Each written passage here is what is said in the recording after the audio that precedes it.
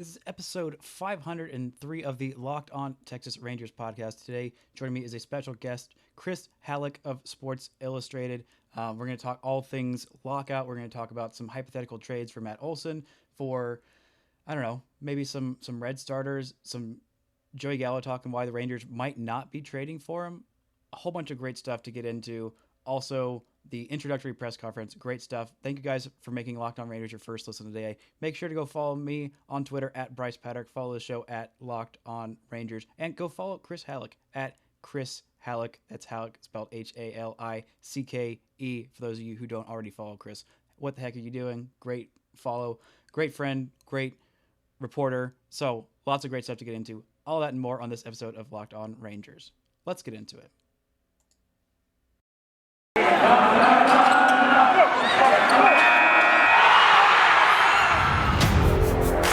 You are Locked On Rangers, your daily Texas Rangers podcast. Part of the Locked On Podcast Network, your team every day.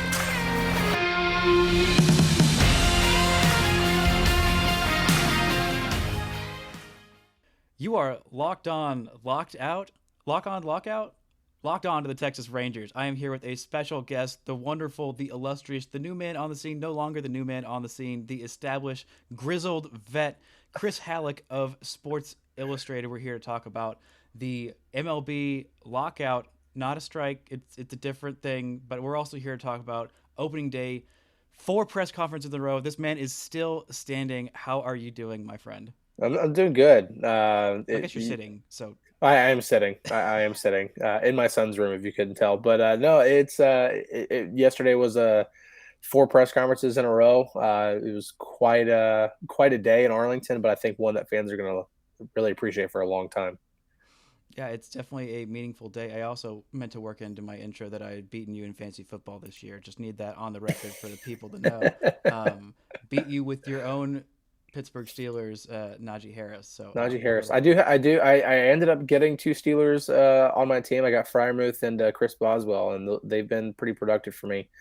And you know what? If I win, I'm in to the postseason, to playoffs this week. So if I win, I'm in, and then we'll see each other again. But I got to win first. Mm-hmm.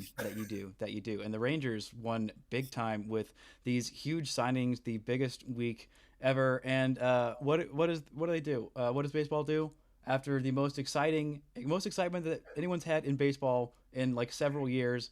2 huge days, 3, I guess it was 3, 4-ish, several days of pure baseball adrenaline, the likes of which have never been seen in an MLB offseason. And here we are on Thursday, and there's a lockout, and they have nothing on their websites, and not even faces. Has come to a grinding halt. Is this not the most Major League Baseball thing to do? Is like, look at all this momentum. Let's immediately unload an entire machine gun clip into our own foot. Yeah, it's definitely I understand. I totally understand, like, the whole point of locking out the players, and that it's a defensive mechanism for the owners to do so that the players don't end up striking later. Because at the end of the day, you don't want a repeat of 1994-95. You absolutely want to avoid that. I get it. It's still, in my opinion, as a baseball fan, it's still a black eye for the sport. It really is, especially coming off of what happened last year. The fact that the owners, in my opinion, did not negotiate in good faith to try to get as long of a season as they possibly could during the COVID pandemic. That along with now what's going on with locking out the players just because they don't have something done.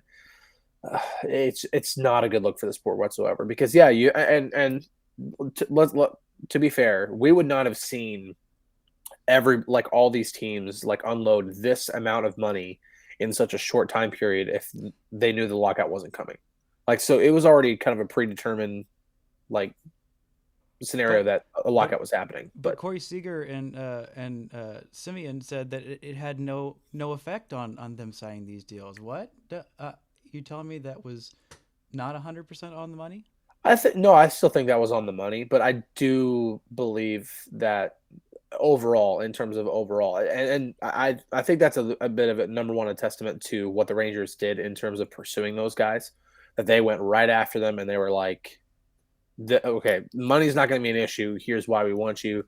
Are you the right guy for us? And they went about that. But you're talking about seeing Max Scherzer sign. You're talking about seeing like all these big contracts, signing Byron Buxton to a contract extension. I just personally, I don't think that you would see this amount of money being handed out. I mean, this kind of money isn't handed out in November anyway. But they knew that, okay, if we wait until this lockout is over, which it could be January, it could be February. I mean, worst case scenario, it doesn't happen until March. I mean, you're talking about having an entire free agent pool waiting, and then having like maybe a 2-week period to be able to try to sign. Like, I think some of those guys just wanted their security. Training stuff too. Yep. Yeah. Spring training is going to be kind of up in the air. I mean, we and that's the thing right now, is that now that we're locked out, the players are locked out. It's like, when does this end? That's going to be the question on everybody's mind. Is it going to be next week? Is it going to be next month? Is it going to be 2 months from now? I personally can't tell you when, because if I could tell you when, I would probably gain the most followers on Twitter in history.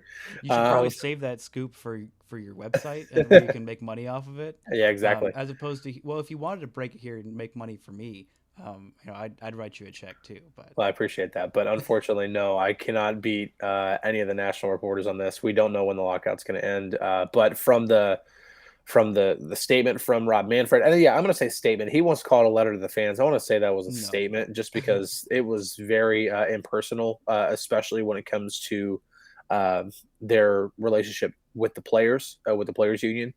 That was the mudslinging has already begun. It's like, it was like not even day one, it was hour one of the lockout, and the mudslinging already started. And it's like, this is not a good look whatsoever. You're talking about everything the players are doing wrong, and then the players, to their fair, to be fair with them, they did come back and said some things, but they weren't as mean, I guess, for lack of a better word, as Rob Manfred was. It's not a good look already. I will say they weren't as blatantly misleading. No. Yeah, it's not a good look for the game whatsoever. Now the free agency market goes completely frozen. Players can't be traded. We were talking about this at the press conference yesterday. Like, when we're in between press conferences, we're talking with, Chris Woodward or whoever, and then he's just like, yeah, like, it's gonna be funny. We're gonna be shaking hands and doing everything today, and then like starting later tonight, like I can't talk to these guys. I can't. Not only can I not talk about them, I can't talk to them. Like, we're just not allowed to talk. So it's like, now you sign Marcus Semien and Corey Seager, and it's a great day, and then now it's like silence. Yeah, I mean, it's ironic. It's kind of a similar dynamic that Bob and Marcus Semien were two of the ones at the initial talks in Irving. I believe it was, if not yesterday, then like the day before. They literally just signed, like, hey Bob, thanks for the $175 million. Also, please get out of our way and let us do this thing. As someone who has recently been in a labor negotiation, currently in the middle of labor negotiation, actually. But forming a union, I am always very much pro worker side, and it seems like Major League Baseball is actually, or the Players Association is actually asking for a lot more things that they have conceded on for years, and actually advocating for minor league players, as opposed to throwing them under the bus as the very first bargaining chip, which is something that I criticize them for a long time. And I'm glad they're actually doing that. And I'm hoping that it doesn't result in, killing all of the momentum of all these listeners, all these people excited about baseball, and for the baseball season to be postponed or shortened in any way would be absolutely rude to me personally and baseball fans in general. But coming up, we're going to talk a little bit about some of these trade rumors that are obviously just going to be swirling about for the next month or two while we got nothing else better to discuss.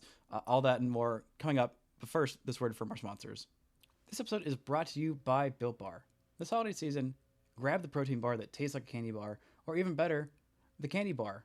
Built Bar, filled with so much holiday goodness, rich with decadent flavor, covered in chocolate, but amazingly low calories, sugar, net carbs, and fat, and yeah, high in protein.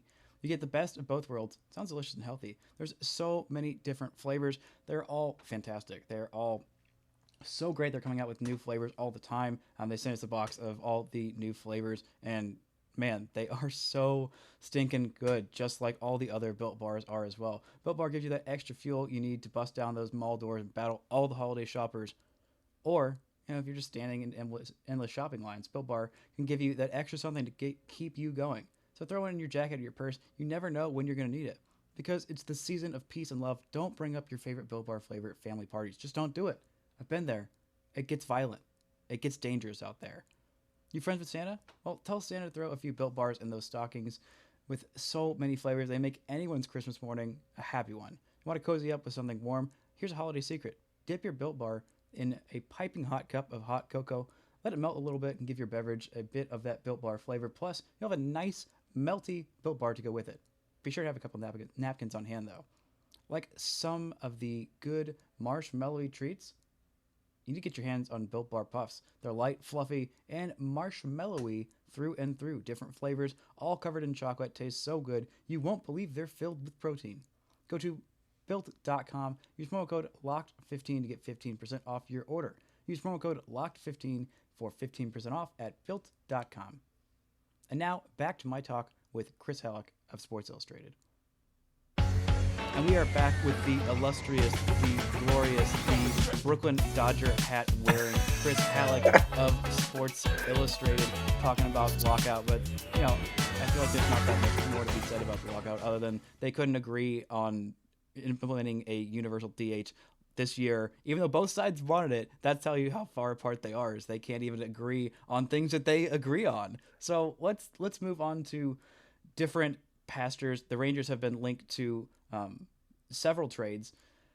Matt Olson is one of the key ones, and I'm curious to hear your thoughts on Matt Olson, what you think it might take to get a deal like that done. I wanted to pull up the MLB prospects, like the Rangers pipeline top 30, but again, they keep taking all these players off, and so it's not really the best barometer for it to actually build trade. But what are your thoughts on that? Do you think the Rangers should do it? Do you think that they can swindle them out from the other teams that are more likely to contend? I don't know. What are your general thoughts on trading for Matt Olson? Well, first off, if it's possible, and if it's possible without depleting your farm system, which Rangers have just got done, really deepening their farm system. So if you can do it, absolutely. Like, why not? I mean, I think he's only. You may be able to help me out on this. I think he's only a year older than Nathaniel Lowe. So he is 27. Oh my God, he is 8 days younger than I am. He's 27, March of 1994. So I'm not exactly sure. I can't remember how old Nathaniel Lowe is. Lowe is 25. 2 years. So I was about a year and a few months. So So I mean, he's not much older than Nathaniel Lowe. Granted, Nathaniel Lowe comes with much cheaper club control and a lot longer club control. Matt Olson only has 2 years left, while Lowe has 5 years left. Mm-hmm. So it would be cheaper to keep Nathaniel Lowe. And honestly, Nathaniel Lowe, in my eyes, showed quite a bit last year. I mean, remember, it was his first full season as a big leaguer, as an everyday player. And he showed some signs that he could be like 850 OPS type of guy, maybe push 900 OPS type of guy if he hits the ball in the air more consistently. Which, again, you give him a couple of years, maybe he becomes that guy. And if he hits fastballs. Yes. Oh, well, that's going to be the two big things with him is that he struggles with the velocity, especially up in the zone. But again, it was his first year. Every first year player is going to have their growing pains, and so and he's not a great defensive player yet. Doesn't mean he can't become one. But if the Rangers are really considering, like, hey, if we can trade for Matt Olson, and he has 2 years of club control left, and during those 2 years we can negotiate a contract extension with him, and we would be confident that we would be able to lock him up for longer. That could be our first baseman for our contention window. I think in order to get it done, you're probably going to have to send Nathaniel Lowe over to Oakland, because that just kind of screams Oakland to me. It really does. Because Cheap and controllable and like pretty decent. That's like yeah. Oakland's like, you want to just do that straight up? Well, a high on base guy too. We want to talk about, does he get on base? I understand Moneyball's only a movie, but I mean, his on base percentage was fantastic last year. I think it was over 360. So I mean, he's a high on base guy. He can definitely hit the ball out of the ballpark. I think there's more power in that bat. Like I said, he just needs to hit the ball in the air more often. And he's cheap and controllable. So I think Nathaniel Lowe would have to go back to Oakland. I would probably try to possibly put Isaiah Kiner-Falefa in there, just so they would have a shortstop for the next 2 years. I understand Elvis Andrus is there, but obviously Kiner-Falefa, as of right now, is a better defender. He's a better base runner. He's other than the fact that he lacks some power, which, I mean, honestly, does Elvis Andrus have power right now? So I think Isaiah Kiner-Falefa would be an upgrade there. I just don't think. I'm a little skeptical if Oakland would jump on that, just because it doesn't really fit them if they're about to start tanking.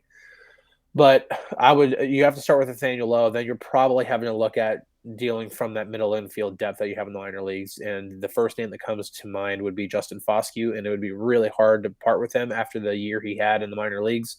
But in order to get something, you have to give up something. I know that sounds cliche, but it's true. And now your middle infield is set for at least the next 7 years. Corey Seager is your shortstop. For a good portion of that, he might end up having to move over to third base or to move to second base at some point. Depending on what happens. I don't know if he's a 6'4". I don't know if he's going to be a shortstop for 10 years. But as of right now, your middle infield is absolutely taken care of. You have to deal from your middle infield if you're gonna try to trade for that.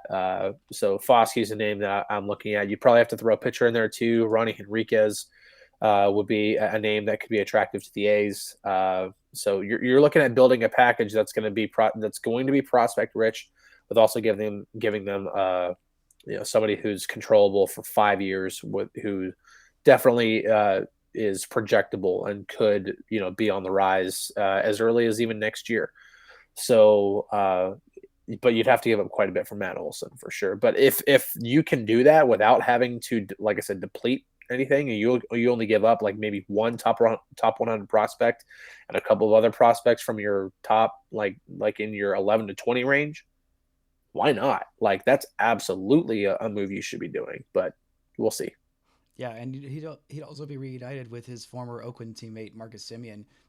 You'd have two Gold Glovers on the right side of your infield, and then on the left side, I think not as great infield, but yeah, like you said, that you'd have your entire infield locked up for pretty much the next 5-6 years with Josh Young, then Seager, then Semien, and Matt Olson, and that'd be a pretty darn good hitting infield. But you did say Kiner-Falefa to Oakland, and I got to stop you right there, because Isaiah is going to New York to bring back my large adult son Joey.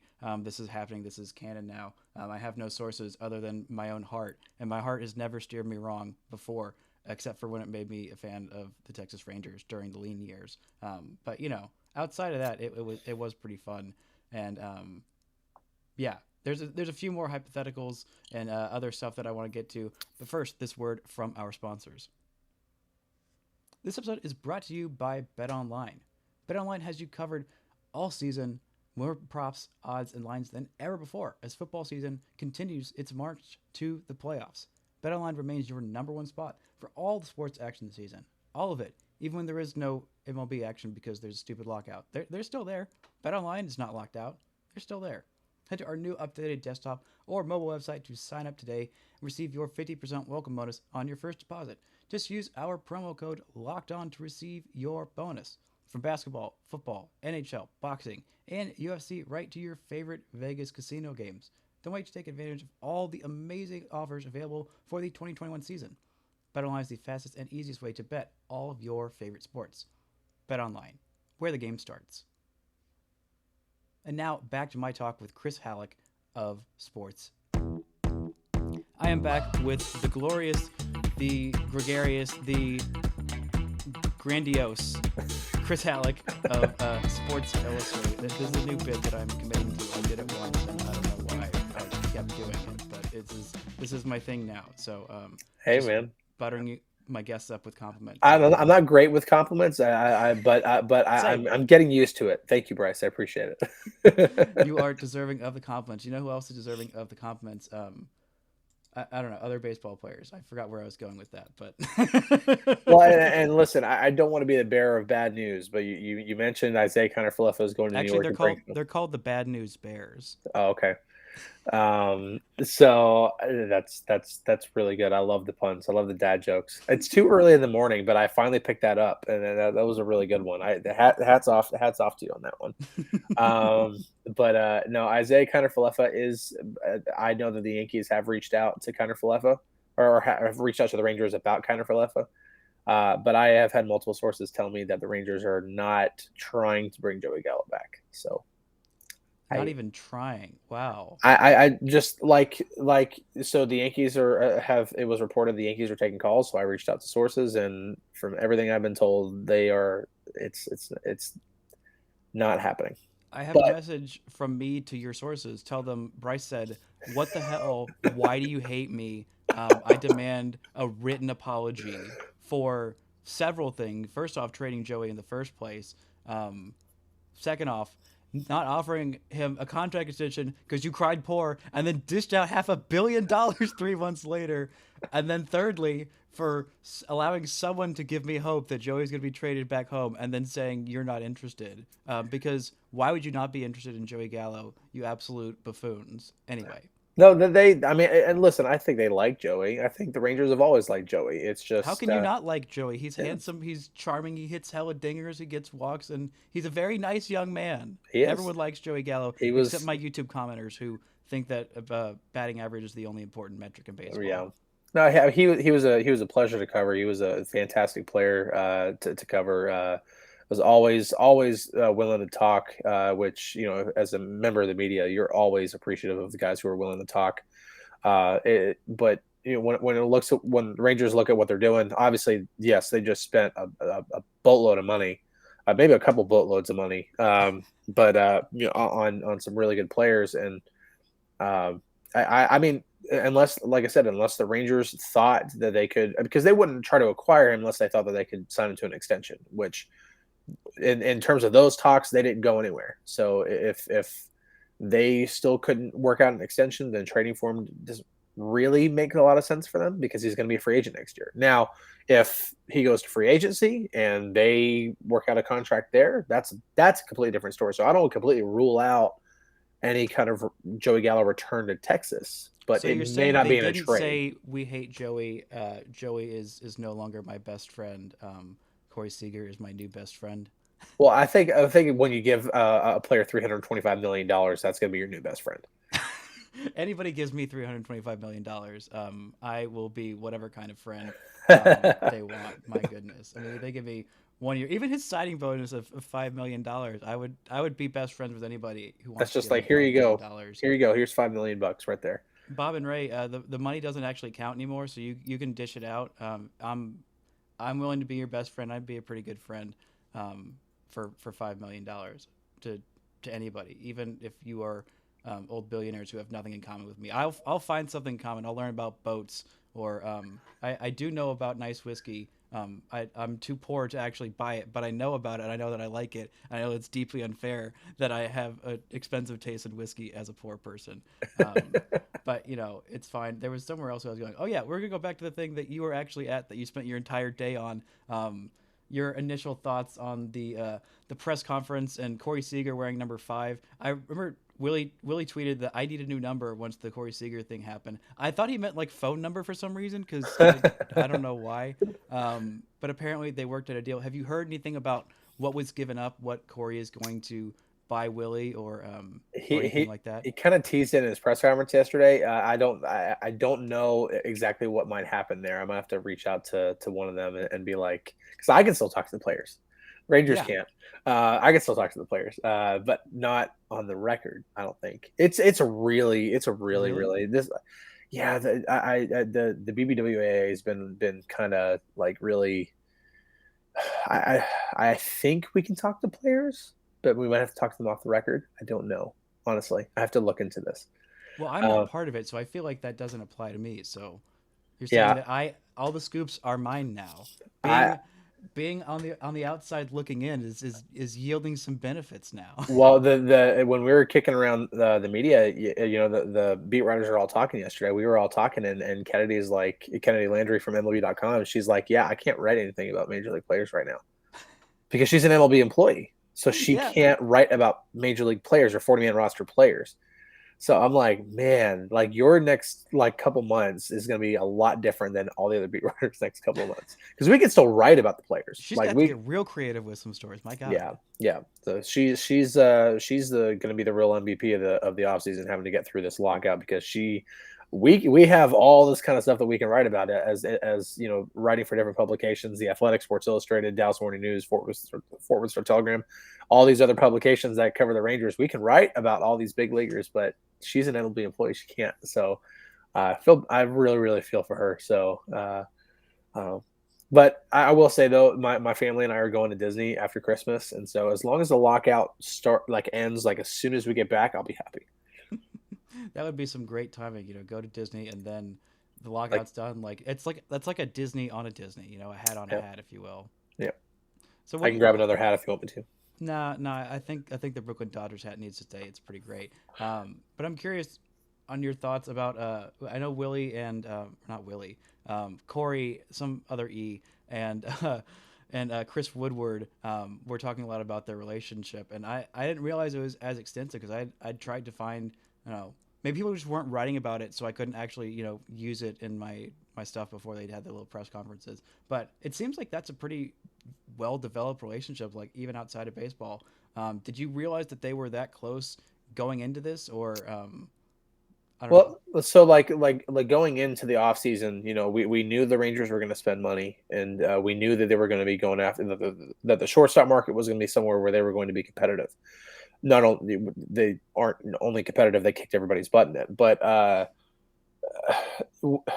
so obviously it's like, okay, who are they going to target? And immediately I had sources telling me Chris Woodward wants Corey Seager. And I'm like, oh, big shocker that he was in LA for 3 years and has seen Corey Seager up close. Of course he wants him. I'm still going to report it, but it's kind of like a no duh at that point. But yeah, when you hear them talk about it, so you knew they had a relationship, because you could be with a player for 3 years and come away from that and be like, yeah, I don't want anything to do with that guy because I've seen what he's been like for 3 years. I don't want anything to do with him. But no, Chris Woodward was like, no, I absolutely want him. And yeah, when he was talking about like when they were going into their meeting with him, he was nervous, not for himself, but for Corey, because he wanted JD, Chris Young, like all these guys to see Corey for who he knew Corey was. And he said, he's like, Corey just knocked it out of the park. He absolutely displayed who he was. And so Chris Woodward knew the type of player that the Rangers would be possibly be getting. So yeah, it's a real testament to their relationship, not only on the field but off the field.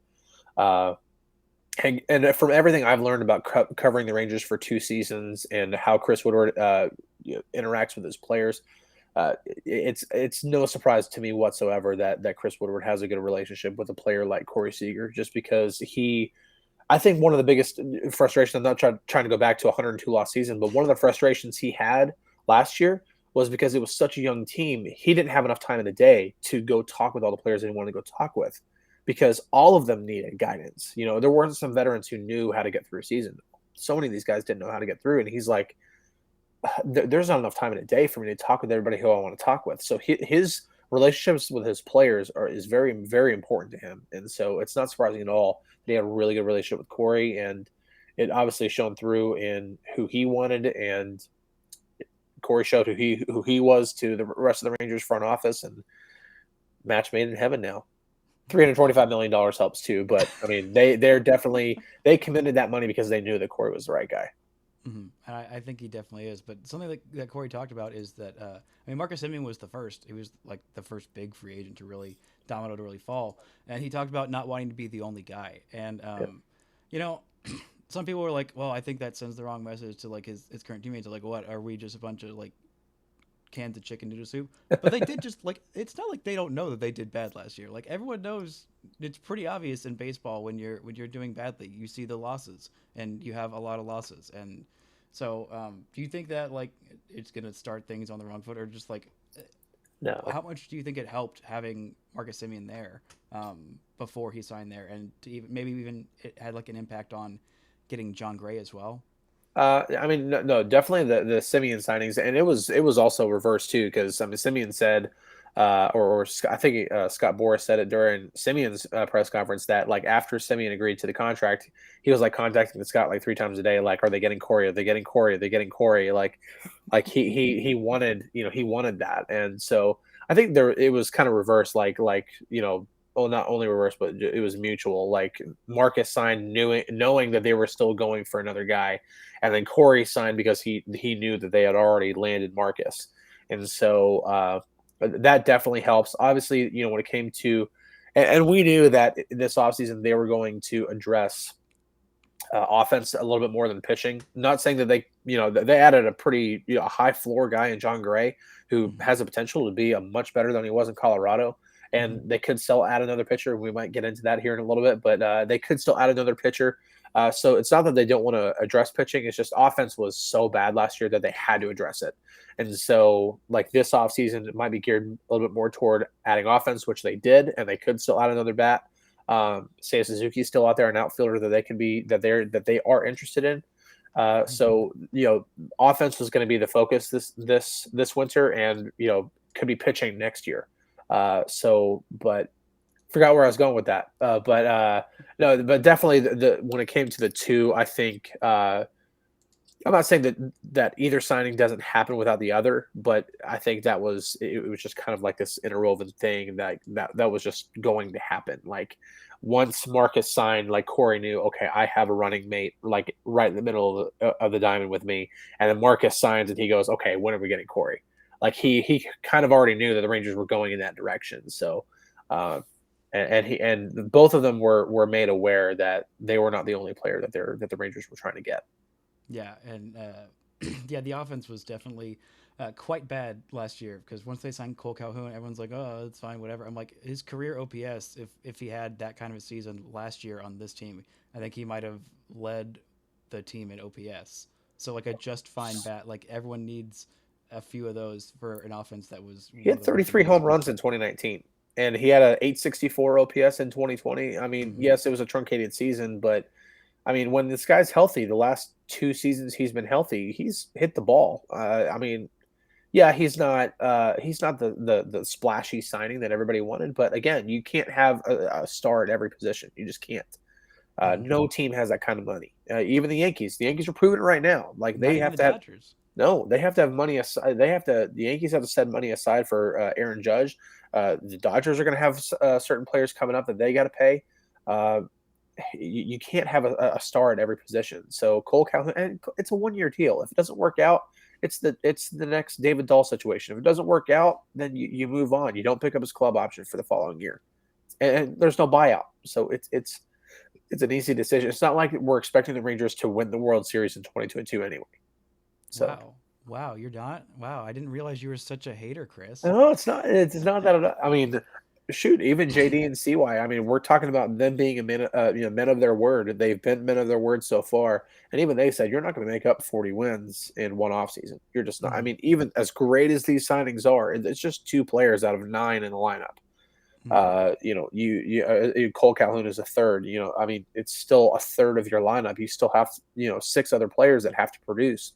And maybe Nathaniel Lowe takes a step forward. Maybe Dolis Garcia can take a step forward. But those are maybes. You don't know. They're not established veterans who you can rely on.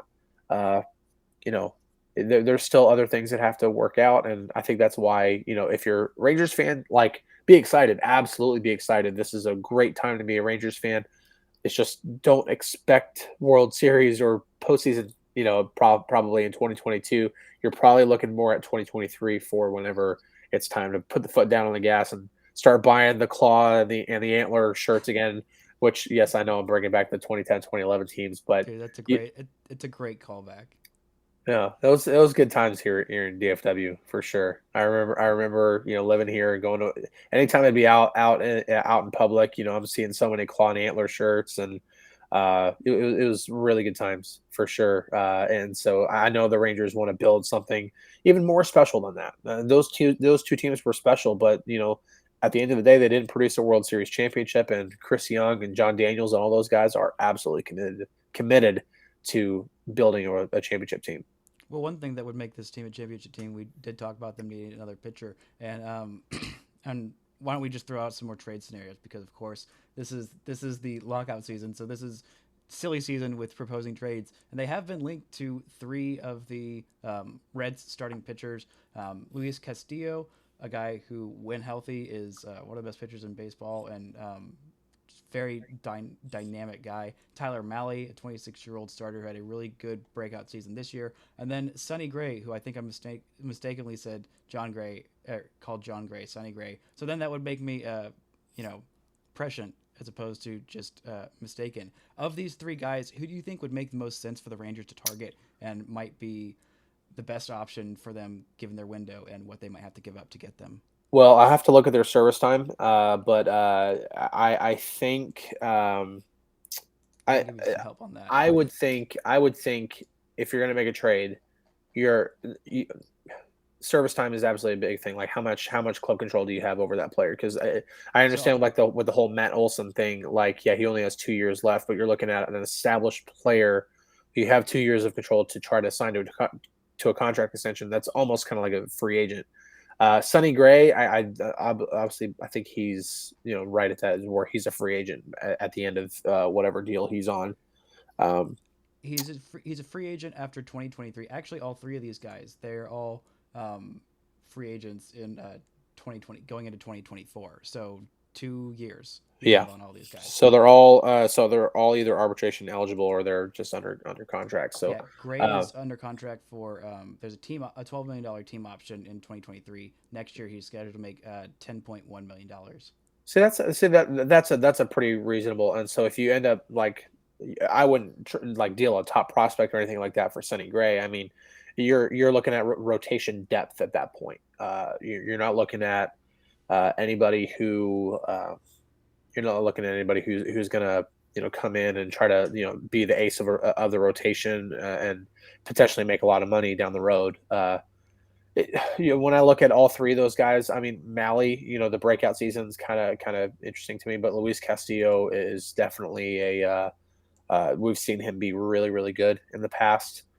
I do know that what the Rangers are looking for when it comes to another starting pitcher is that they are looking for their veteran leadership is going to be pretty key to them. So I would point towards Sonny Gray at that point. I really do think that they are going to be putting stock into like Cole Winn and Jack Leiter and those guys coming down the road eventually, Ricky Vanasco, and coming up and being able to contribute to the major league rotation. However, I don't want to completely rule out guys like Castillo or Mahle just because they're talented. But I do know veteran leadership is going to be very, very important to the Rangers with whoever they bring, with whatever other starting pitcher they bring in, just because they do have a crop of young pitching right now with Dane Dunning and Taylor Hearn and Spencer Howard and AJ Alexi and those guys. And they need leadership. They need to be able to see, a guy who's accomplished some things, be able to watch, how they go about their business, how they, prepare their bodies, how they handle their bullpen sessions, so on and so forth. So Sonny Gray might make the most sense at that point. He may also cost the least amount of stock from your prospect pool. But I don't want to completely rule out Castillo or Mahle either. Yeah, Castillo is older than I thought he was. I thought he was like in his early to mid 20s, but he was 28 this season. He's gonna be 29 next year. Actually turning 29 in 10 days. There we go. There's the math on that. Yeah, 10 minus or 12 minus 2 is 10. That's about the most exotic math that I can do. But I do think adding about one more starter gets this team to. I think their target for this year is to be about 500. You need one outfield bat, like you said, say a Suzuki. That's my top pick. Trading for one of these Reds pitchers, I think feels like the move more than any of the free agents that are remaining outside of Clayton Kershaw. And then Clayton Kershaw at this point is like the cherry on top of the sundae of man, if you get him, oh, good Lord. Ooh, and I mean, we're thinking about like, okay, does he actually leave the Dodgers? Like, does Clayton Kershaw actually leave there? Because his entire career has been there. He's the greatest pitcher of his generation. Mhm. His legacy there is already cemented. He's won a World Series there.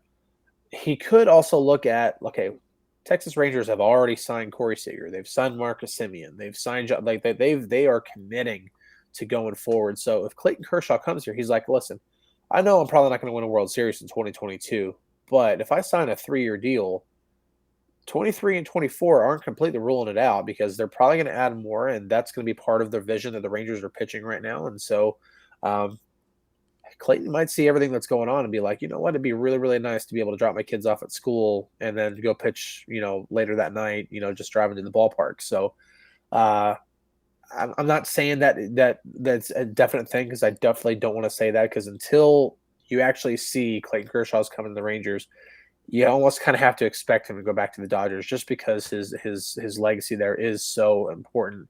Even though I don't think legacy is as important to him as other people may think, and I do think that the Rangers are an attractive destination for him. Then again, I think we were talking before we recorded. It's kind of like 50-50 at this point. I really don't know what may end up happening. And now he's going to have a lot more time to really figure out, okay, what's going on with the arm and really figure out, okay, what do I want to do? Like, do I want to pull my kids out of school, go back to LA, or do I want to keep them here and then pitch for the Rangers?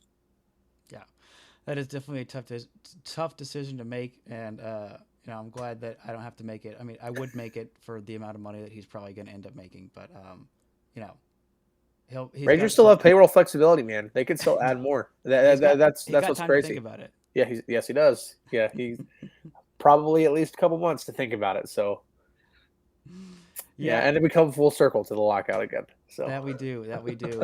We keep it locked in and locked out here on the Locked On Podcast Network. Thank you guys so much for making Locked On Rangers your first listen of the day. Make sure you go follow Chris at Chris Halicke. That's Halicke for those of you who are not watching on YouTube. Go read all of his stuff, every single thing that he's ever done on Sports Illustrated, or maybe just click on it and like click on some ads, make sure that he gets some money. Thank you guys for following me at Brice Paterik on Twitter. Follow the show at Locked On Rangers. Also, go subscribe on YouTube if you haven't already, or don't. I'm not a cop, so I'm not going to hold that against you. But Chris, anything else you'd like to promote or final thoughts or well wishes or shout outs to your mom or something? I don't know. hi, mom. No, I just follow. I mean, all of our work is at SI's InsideTheRangers.com or SI.com/MLB/Rangers. All of our work is there. We cover everything from analysis to breaking news to we cover everything Rangers on there. We're really inside the Rangers, so all of our coverage is there. And we're covering this lockout as closely as we can, and we're going to talk as much Rangers on there as we possibly can as well. And we've got a lot of time to kill, so there's going to be a lot of Rangers talk. So just go follow the work there. And again, you can follow me on Twitter. I share all of our stories on there. So at Chris Halicke on Twitter. I appreciate you guys. Everybody who's been readers from day one. I really, really appreciate. Y'all are the real MVP for sure. Well, thank you so much for coming on the show and talking all this fun stuff. I hope the lockout it lasts just as long as you would like, and the Rangers can go make some more deals so we can all get more of that content and get excited about Rangers baseball in the future. But that's going to do it for this edition of Locked On Rangers. And until next time, don't forget to enjoy baseball.